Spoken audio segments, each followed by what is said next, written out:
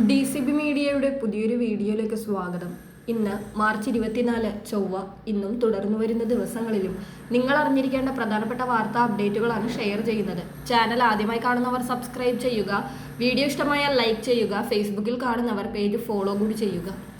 ആദ്യത്തെ അറിയിപ്പ്, സംസ്ഥാനത്ത് വ്യാഴാഴ്ച വരെ ഉയർന്ന താപനില മുന്നറിയിപ്പ് നൽകിയിരിക്കുകയാണ്. ജാഗ്രതയുടെ ഭാഗമായി 12 ജില്ലകളിൽ കേന്ദ്ര കാലാവസ്ഥാ വകുപ്പ് യെല്ലോ അലർട്ട് പ്രഖ്യാപിച്ചിട്ടുണ്ട്.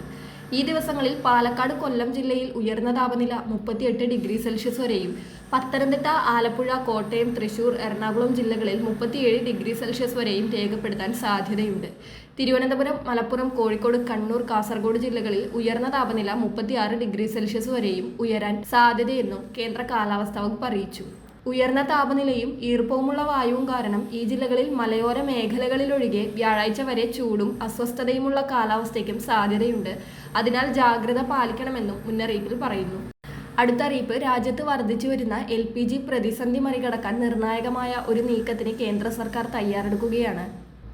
നിലവിലുള്ള 14.2 കിലോ സിലിണ്ടറുകൾക്ക് പകരം 10 കിലോ ഗ്യാസ് നിറച്ച സിലിണ്ടറുകൾ വിതരണം ചെയ്യാനാണ് എണ്ണ കമ്പനികളും സർക്കാരും ആലോചിക്കുന്നത്. പശ്ചിമേഷ്യൻ സംഘർഷത്തെ തുടർന്ന് വിതരണ ശൃംഖലയിലുണ്ടായ തടസ്സങ്ങളും ഇറക്കുമതിയിലെ കുറവുമാണ് ഇത്തരമൊരു നടപടിയിലേക്ക് അധികൃതരെ പ്രേരിപ്പിക്കുന്നത്. പരിമിതമായ സ്റ്റോക്ക് ഉപയോഗിച്ച് കൂടുതൽ കുടുംബങ്ങളിലേക്ക് പാചകവാതകം എത്തിക്കുക എന്നതാണ് ഈ പദ്ധതിയുടെ പ്രധാന ലക്ഷ്യം. അടുത്തറിയിപ്പ്, ആഗോള വിപണിയിൽ എണ്ണവില കുറഞ്ഞതിനെ തുടർന്ന് സംസ്ഥാനത്ത് തിരിച്ചുകയറി വീണ്ടും 1 ലക്ഷത്തിന് മുകളിലെത്തിയ സ്വർണ്ണവിലയിൽ ഇന്ന് ഇടിവ് രേഖപ്പെടുത്തിയിരിക്കുകയാണ്. പവൻ ഒറ്റയടിക്ക് 2160 രൂപയാണ് കുറഞ്ഞത്. 1,02,920 രൂപയാണ് പുതിയ സ്വർണ്ണവില. ഗ്രാമിന് ആനുപാതികമായി 270 രൂപയാണ് കുറഞ്ഞത്. 12,865 രൂപയാണ് 1 ഗ്രാം സ്വർണത്തിന്റെ വില. അടുത്തറിയിപ്പ്, പ്രമുഖ ബാങ്കുകൾ തങ്ങളുടെ ക്രെഡിറ്റ് കാർഡ് നിബന്ധനകളിൽ വരുത്തുന്ന വലിയ മാറ്റങ്ങൾ ഏപ്രിൽ 1 മുതൽ പ്രാബല്യത്തിൽ വരുന്നത് സാധാരണക്കാരായ ഉപഭോക്താക്കൾക്ക് വലിയ തിരിച്ചടിയാവുകയാണ്.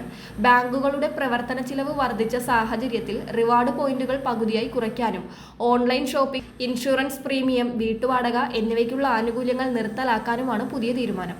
കൂടാതെ എയർപോർട്ട് ലോഞ്ച് സൗകര്യങ്ങൾ സൗജന്യമായി ലഭിക്കുന്നതിന് നിശ്ചിത കാലയളവിനുള്ളിൽ നിശ്ചിത തുക ചിലവാക്കിയിരിക്കണമെന്ന കർശനമായ പുതിയ നിബന്ധനയും പല ബാങ്കുകളും നടപ്പിലാക്കുന്നുണ്ട്.